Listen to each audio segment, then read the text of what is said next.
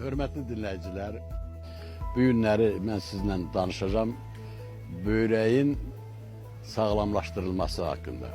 Börekte olan duzları necə aradan kaldırmaq? En birinci onu aradan kaldırmağın yolu budur. 1 litre yarımlıq götürürsünüz siz termos. Bu termosa çaylıkta suyu kaynatırsınız. O soyumamış ha. Elə kaynayan kimi tökürsünüz termosa. Əvvəlcədən hazırlayırsan buna 2 qaşıq qarğıdalı saçağı, 2 xörək qaşığı qarğıdalı saçağını tökürsünüz onun üstüne. Onun üstüne əlavə edirsən 25 ədəd it burnu. Biz kuşburnu da deyirik ona buna.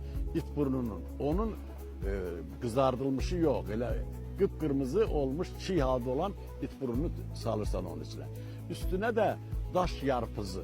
Bu olmasa, daş yarpızı olmasa adi yarpız. Onu da bir qom, bir dəstə doğrayırsan və tökürsən.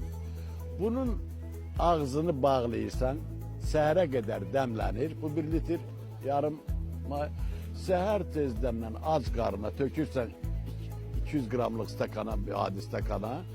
Üstüne bir qaşıq da bal əlavə edirsən ki, tadı biraz yaxşı olsun.